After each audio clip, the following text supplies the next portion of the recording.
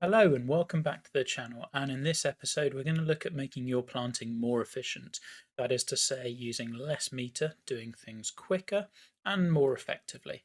Because whilst planting can be something people really enjoy, it can be for others something that takes a load of time for what they consider to be relatively little gain. So let's dig into it.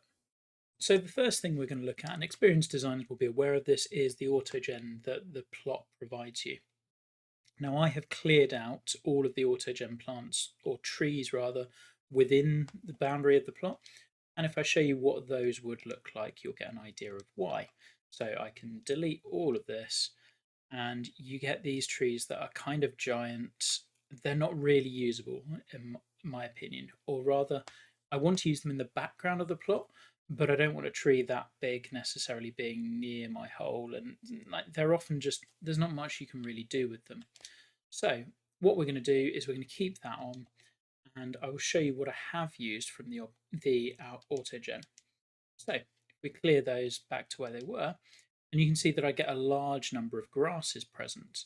Now again, this is theme dependent. At the moment, there is one theme, which is autumn, which gets a huge amount of autogen grass. And this was the case in the preview copies that we played. There was a theme temperate that had even more than this, and we're trying to get that reinstated. But for the moment, you kind of have to deal with what your theme is giving you. So if you want a very heavy grassed course, you're probably going to want to start in autumn at the moment. But we're in harvest, so we're going to look at what this has given us. Now, I could go about it by, if I want to be really efficient, saying, well, the autogen grass is here, therefore I'm going to root holes so that this is where my fairway goes, this is where my green goes, and the grass is doing everything else.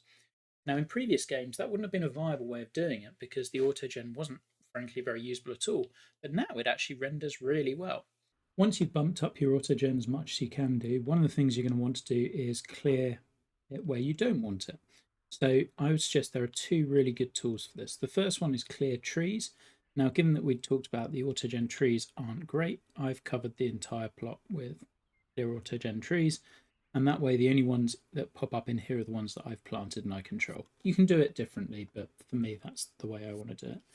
The one you definitely need is the clear generated objects, and this is going to clear out the autogen grasses where you don't want. So here I want more of a buffer away from my fairway. So we're going to just get rid of that stuff and loop it back around. Now the beauty of it being a spline is that at any point I can go in and just change the spline points. Now this isn't one you can select, you could see it for just a second. You have to go in and actually turn this on via the filters, go into overlay edits and unlock that. The reason being, as you can see, otherwise it would be pretty hard to design. But that's a really useful quality of life fix as well, because we couldn't use those tools beforehand. It was only using them with brushes, and then those got caught by just about everything. So what I did was basically filled in grasses around that. So you can start seeing how we've done that in certain areas. There are certain parts of the course where I've fleshed out more than others, but every time we're just building around what was already there on the autogen. And therefore my grass planting, whilst pretty heavy, isn't that dense. I've also incorporated some background, and we're going to come to that later. Additionally then, as ever, you're going to want to define your corridors with trees. Now, if you were thinking in terms of the amount of object meter things take up, your fescue grasses are pretty heavy on the meter. Your trees, however, are not. And so that takes us into our second part of this, which is being efficient with the objects that you choose. So one thing you're going to want to do is lean on your surface painting, so terrain painting and your weathering, and those will do fill up a lot of space without taking up very much meter at all. For example, if we went into here and let's say I unlock my surface edits so I can't see them. In fact, if I just take away all of my surface edits, my object meter goes down to 55.1. If I bring them all back, it's 57.4. So every bit of surfacing I've done is 2%. So if you considered how much it would be if you planted everything else, your surfaces do a huge amount. Additionally, there are certain other objects that will work better. So ground cover. I've been using this bush, which covers for one object an awful lot of the ground. And whilst it can be a little bit awkward to get right, from the player's view, it looks pretty good. So those can work really nicely for filling out dense patches where otherwise you might be doing very heavy amounts of grass. And again, I am tactically doing those at points where the autogen is disappearing. So if you can see, this is all autogen. I will be looking at putting bushes here, here, and up here, and here. And again, by being tactical, you're basically saving that object meter so that you can use it where you most. Let's look behind the curtain a little bit more. So this tree line is the stuff that the players will see most often. So I want to put time into that. I want to put my object meter into that, and I want to get that exactly how I want. And that's doing pretty well. That had been put in. However, I do also have all this space behind it. And if I use the same tree lines again and again and again, that would be heavy on the object meter count. So what we're doing to try to get around that with the terrible autogen planting that we get in harvest, one thing you can still do is still use it, but sink the land below it so that then the tree is not appearing as giant. That's a useful little tactic that I've been doing in a number of different places. You can see here and even way up here, although, so you get an idea of how this works. It's just lowering plants that you can't lower otherwise by lowering the terrain in front of them or beneath them. Secondly, you want to check where you actually need to be seeing things from.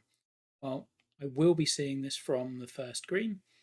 And if I look at the view that I've got, most of that is going to be these cliffs. So again, we're leaning on the terrain painting. Additionally, we're using something called forced perspective, which is that this looks really far away because these trees are quite small and these ones are quite big. So therefore it looks like things are miles away.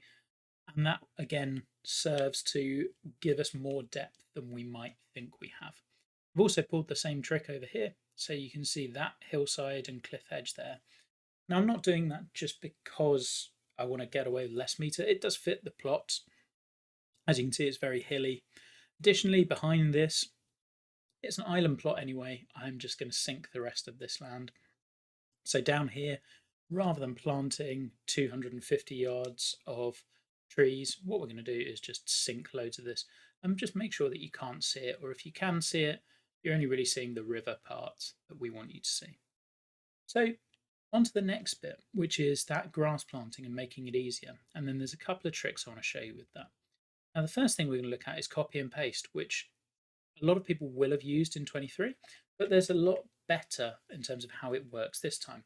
Firstly, with our filters, we can specify exactly what we want to take. You're going to want to lock your surface edits pretty quickly because otherwise it grabs surface weathering and terrain painting brushes from miles away. And within our objects, all I'm going to want to copy is the grass. So I'm going to unlock that so it's open. And then the only thing that my area select brush should now grab is that bit of grass. I'm going to take roughly this bit.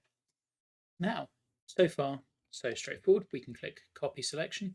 One thing I would say with this at this point is at the moment, if you try and copy loads and loads and loads and loads of grass, then the game runs very slowly. So be judicious with what you're doing.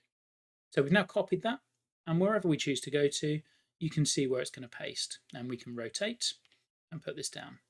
So far, nothing particularly new. I think I've done lots of this area earlier. I could do some there, but I want it to be a little bit more sparse. Let's go up to here. You can see how we're missing bits at the base of these trees. So I'll spin it around. You can see it's already getting a little on the laggy side. I'm just going to paste there. Now, what is wonderful that you may not have noticed is that once we press paste, this is still selected. So we can now go back in, copy again. You don't even need to move back. I'll show you that next. So we're definitely going to want some in between these two holes. Let's put some just down here. And then we go straight in again and copy, and it takes us right back. So you don't even need to browse over, which is a nice quality of life fix that I should have included in my video, but I completely forgot, frankly. And we're going to paste that. So here, if I'm being efficient, probably want to go for here, because that's covering the most area without getting too dense. And each of these is taking up roughly 0.1% of the meter. So if I'm careful with those, that will work quite nicely. Now, the next thing I want to show you with copy and paste grass, or copy and paste generally, is a new feature, and this is more for advanced users. Let's say we want to copy this and then raise or lower. Well, this was not a feature we could have done in previous games. So raising and lowering multiple options, you were kind of stuck And every time you went and copied or pasted something, it went as if it was stuck on the ground. Now that's not always great because you may want to sync trees. So we'll just unlock those so that you can see this. I sync this down because I would rather have it looking like that and covering more of the ground so you can see less underneath it than this where you just have to hide more anyway. So if I went to copy and paste these bits, so let's say these ones, and we go and copy, it's now allowing us to raise and lower. Now, one thing that you will notice with this is it basically, each object has what I would term an anchor point, which is where that green dot is. Now, as you can see, everything is moving on that same plane, so as if they're on the ground. But when you copy and paste them, so we'll do it again, we could lower them and then everything goes below. Now, the trees are roughly where we'd want them, but that one bush is way lower than we would like. So you can then move it back manually if you want. Now, there are some really nice tricks that you can use to make this work for you. I think one of the best things is being able to, previously, let's say I decided that I wanted all of these trees and this hillside to be lower. Beforehand, that would have been an absolute nightmare. I'd have had to have lowered this and then sunk them all down one by one. Well, now, let's say I want to do this down by 20, because imagine that I wanted to see that cliffside. Well, now you've got all of those trees floating. Okay, we can just select them all. And granted, the anchor point issue will still remain, which isn't going to make it ideal, but I can go move. It also doesn't require me to.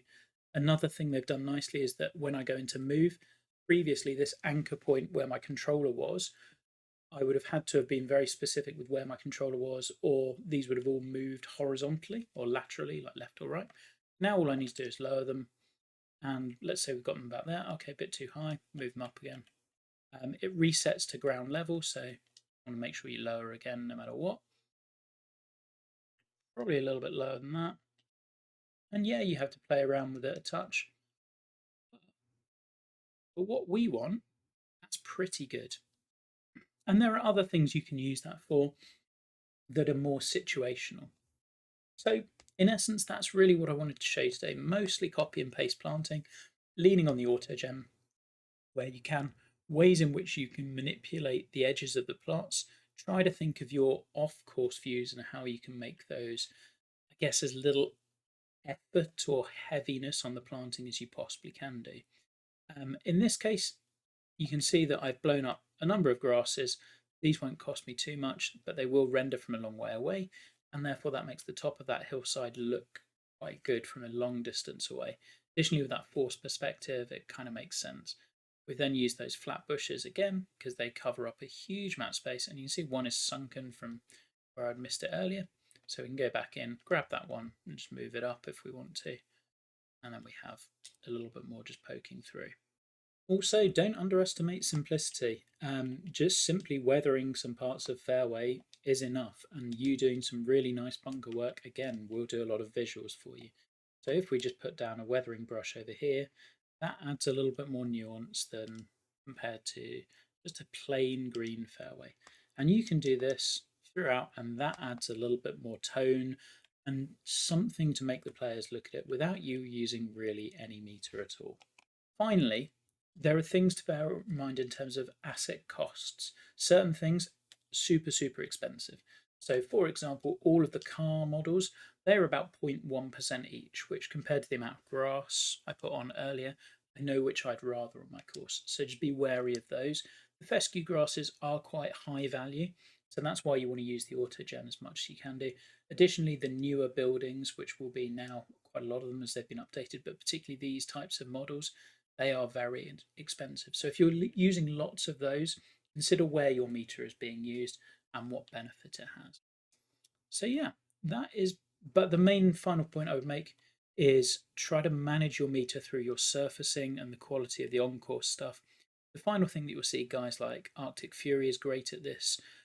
They will put up some really big feature for you to look at so that you're so focused on that you're not focused on the emptiness over here, for example. And that'll be tricks that I am trying to pull as well. Because you don't, if you did try to fill all of this with grass, it would cost you an insane amount of object meter for relatively little gain.